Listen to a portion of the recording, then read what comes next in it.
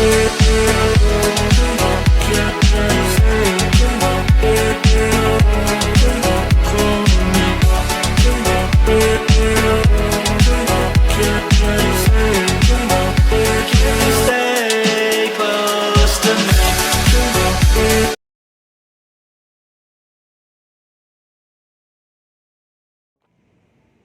this is our TP-Link 300 Mbps router, no?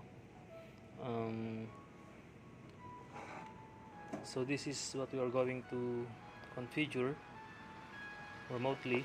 So later on I will show you how you're going to manage this router remotely on your own computer. Okay, so um,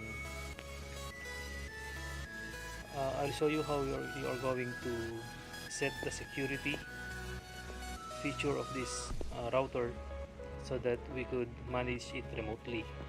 Okay, but before that I just want to show the, by the way, this is the cable. This is the LAN cable connected to our ISP. Okay, dun siya. So yun. Okay, and then so in this router, at the bottom part you could see there are the URL for you to manage or for you to open, no? By default, admin is the username and password respectively. Yan siya, default access, so that we could manage the administrator account. And then you have here the default wireless password or PIN together with the SSID or the name of the Wi-Fi. Okay, so this is 300 Mbps wireless LAN router. Okay, so yan po, yan yung i-manage natin.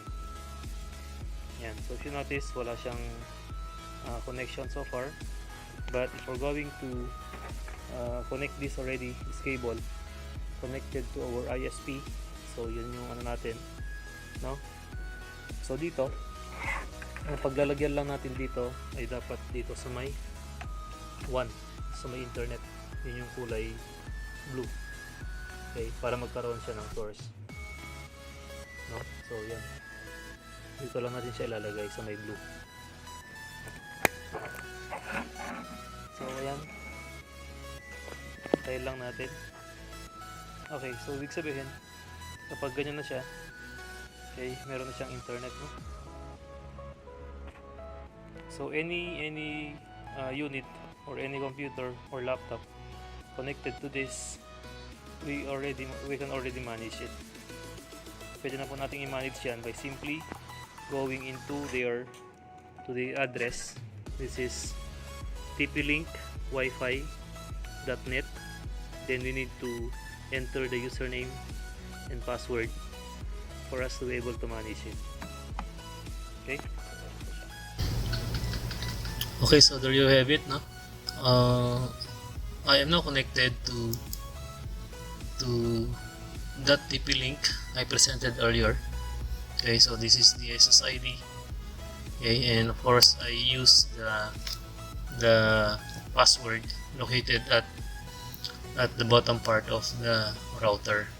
So connected na po ako ngayon. Now, if you wish to open the dashboard of that router, first thing you're going to do is to check on its default gateway, no, or its IP address. So to check on that, you will just run your command prompt,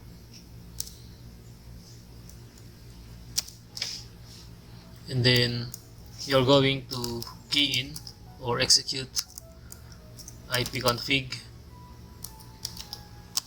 /all for you to get the IP address of your wireless router, since I am connected to that router via wireless. So we will be considering, of course, yung wireless LAN adapter, the Wi-Fi.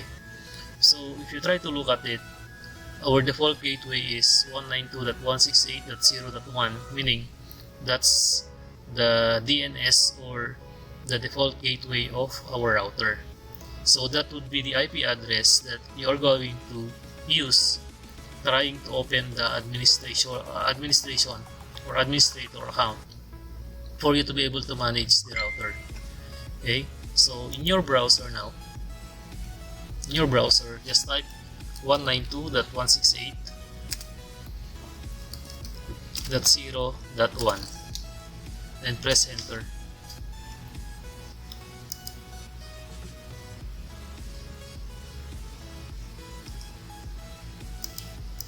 Sorry.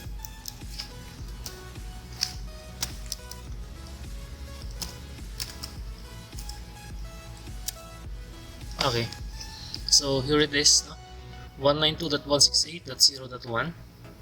So if you notice, our router is TP-Link. So you are now ready to enter the username and password for you to be able to open the dashboard of this router. So what are you going to type here? Of course, since we did not set any any username and password yet, we will consider of course the default, which is located at the bottom. No? Yung pinakita ko sa inyo kanina, which is admin, then password is admin. Just log in.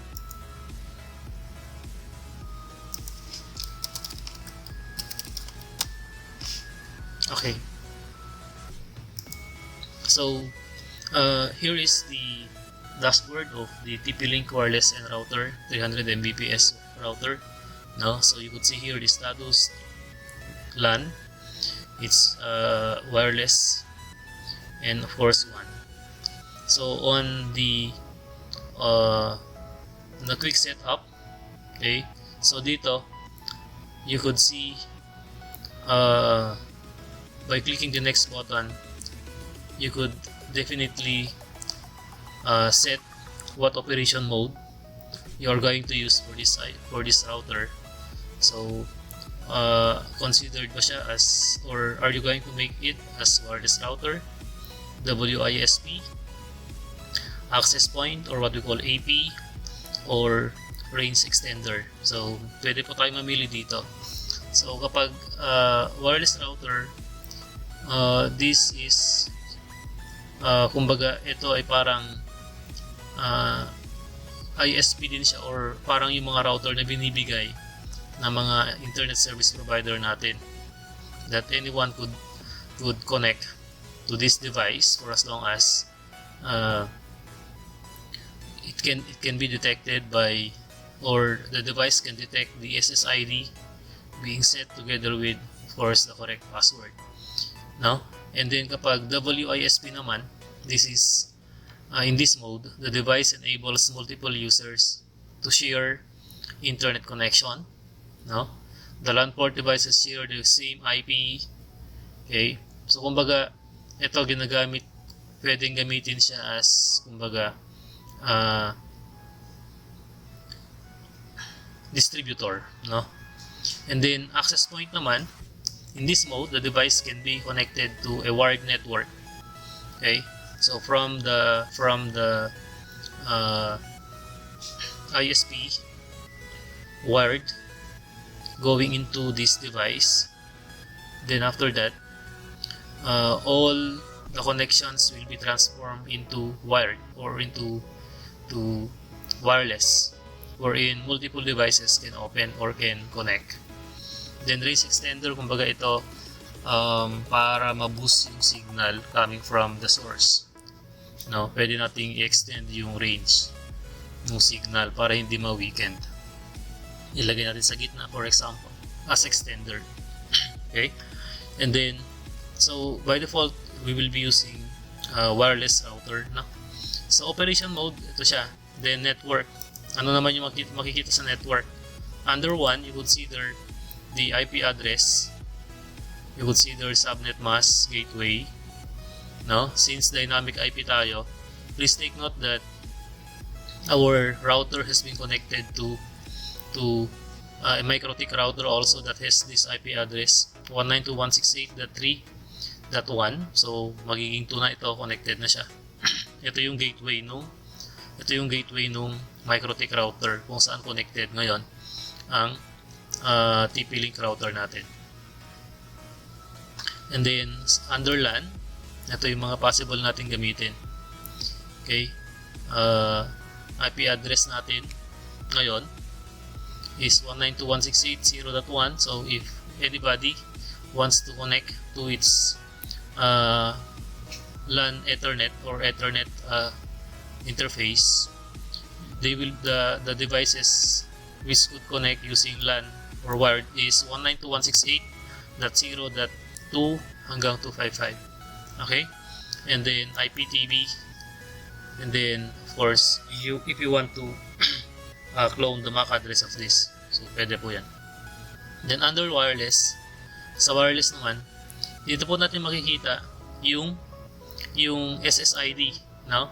Wireless network name or the SSID of our router. So dito po natin change yung mga pangalan ng mga wireless network name natin or what we call SSID. So dito natin makikita yung mga CSG Wi-Fi or CICS Wi-Fi, okay, or yung mga nadedetect na mga devices natin for us to be able to connect to that wireless.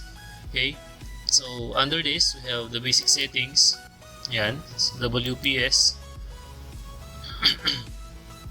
Then wireless security, dito po natin sinaset, no, yung mga password or pin ng mga SSID natin. So ito siya. So dito po natin chine-change. Kung alam natin na marami nang gumagamit or marami nang nakakonect dahil mabagal na yung internet connection natin sa bahay, so pwede po nating palitan religiously, okay, yung password together with the SSID. Then wireless MAC filtering, ito parang discuss ko na to before in our first tutorial.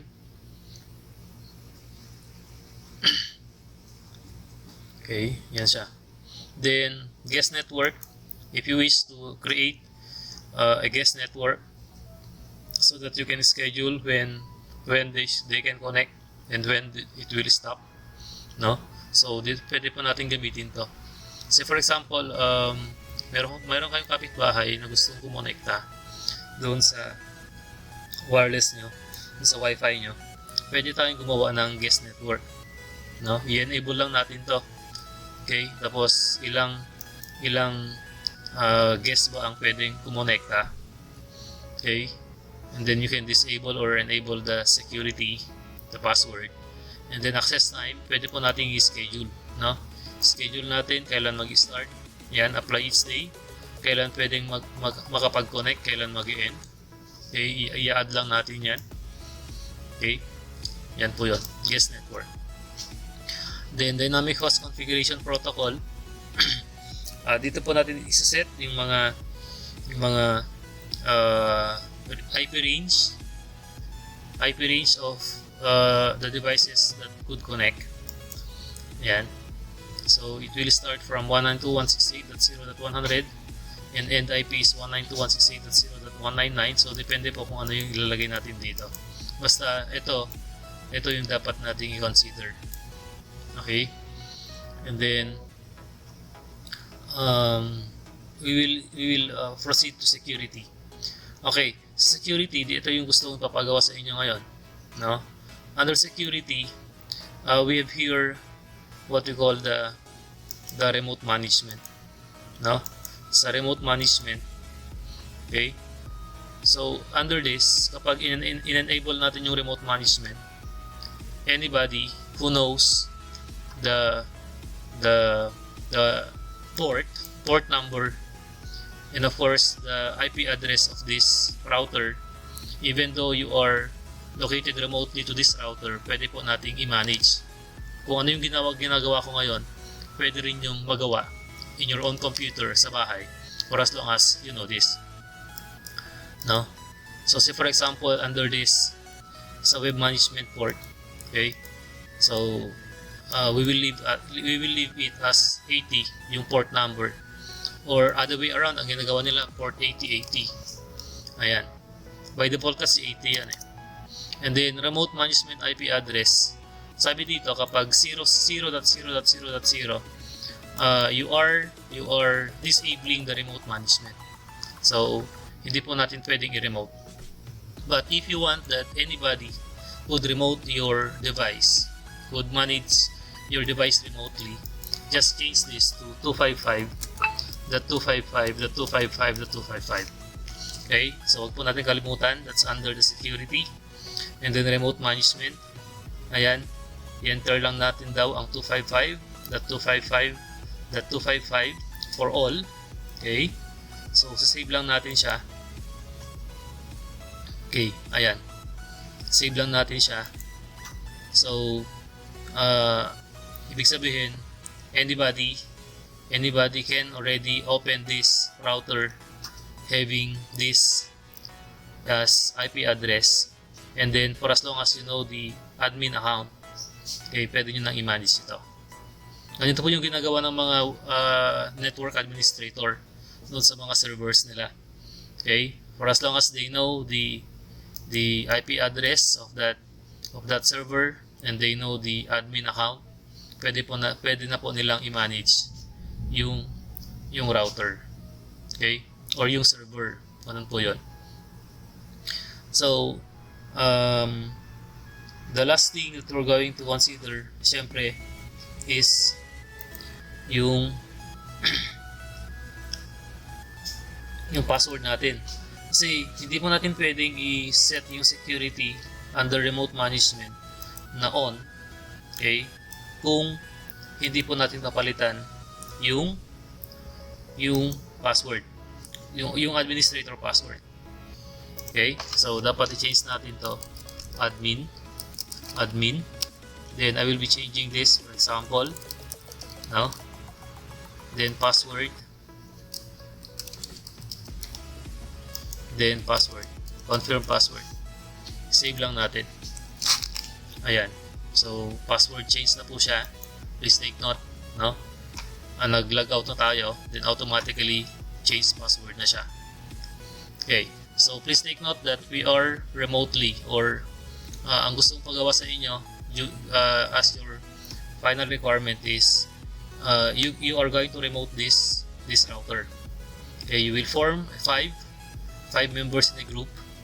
Okay, one will remote this router, and then the others will try to connect to this, okay, by using TeamViewer sa mga laptop natin or yung mga desktop natin dito sa lab.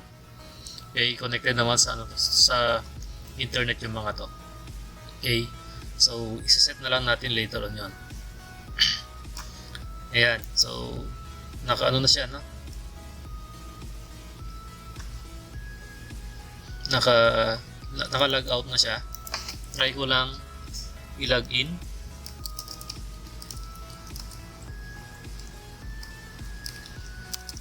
Check lang natin kung pwede. Mali yung admin 143 password. Okay, so yan, pwede siya. Ilalog out ko ngayon. Okay. Then punta tayo dun sa kabilang computer or kabilang unit. Okay, and we will assume that we are remotely, okay, connected to that router. Malayo tayo sa router, hindi tayo connected sa kanya, connected lang tayo sa internet, pero we can still remote that. We can still do some configuration to that, for as long as alam natin, sabi ko nga, alam natin yung IP address, at the same time alam natin yung nakaset na admin account dito. Okay, so I'll show you. I will stop this, and then punta tayo sa kabilang computer, then try natin na i-remote. Okay, please take note, ang ano natin is, ang Wi-Fi natin is ito, D5DC. Yung gagamitin kong computer mamaya is hindi connected dito. Connected siya dito sa router na to, iba. But we can still modify this or manage this. Okay? So yun yung gagawin natin during our Google Meet by having 5 members per group. Okay. Okay, so before we proceed to the other computer or desktop, no, to remote this wireless router, I forgot to tell you kanina that what we're going to consider is the one IP address of this IP of this router. So we have 192.168.3.2, no? Ito dapat yung gamitin natin para i-remote yung router na yun, no? Then consider of course the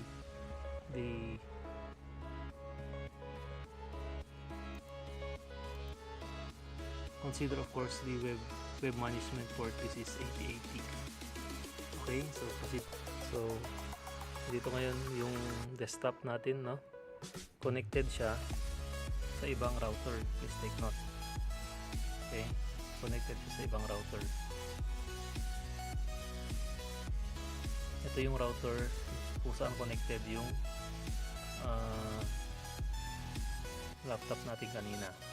So ibig sabihin we are remote kasi ibang connection tayo, but we could still manage the router na ito even though we are not connected to it. Ibig sabihin naka-remote tayo. Okay, so ang gawin lang natin, access natin yung IP address na pinakita ko kanina, that is 192.168.3.2.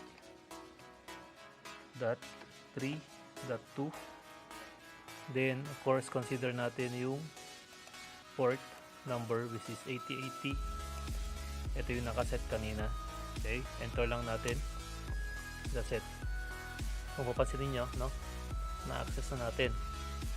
Okay, so let's try to log in, admin 143, and then ang password natin na nakaset, check lang natin, enter tayo. Okay, napasok natin. Okay, napasok natin. Please take note that our router is ito. Okay, but we are connected to this one. Okay, so that's how you are going to remote. Or that's how you are going to activate the remote management of a router. So kahit malayo ka, for example nasa bahay yung router mo, basta nakaset yan, then nasa for example nasa bakasyon ka, if you want to manage your router, you can still do it by simply setting the remote management to on. Okay, paano natin i-on? Okay, puntahan lang natin yung ito, set lang natin to, but make sure you know the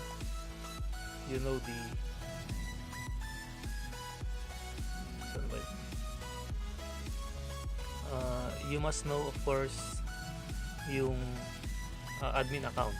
Okay, or you change already the admin account of your router.